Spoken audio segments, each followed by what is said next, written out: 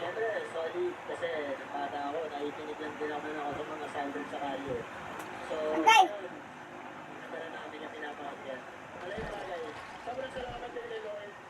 Siyempre, sa lahat ng mga tao dito, sa lahat ng mga nakikinig, sa lahat ng mga sumusuporta, maraming salamat po. Sarap ang feeling at salamat sa kanya dito ngayon sa iyo. Salamat. Ano bang message mo para sa mga pogi? Malakas ang dating at maangas na tinsyon ng mga kanta mo.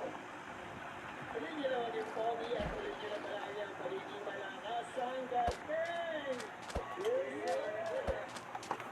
Ito po ang nag-push siya. Kasi siyempre, pinapalaganap niyo ang music. Cut po. Konti na rin gumagana dyan. Atay! Thank you so much. Tapa ko eh!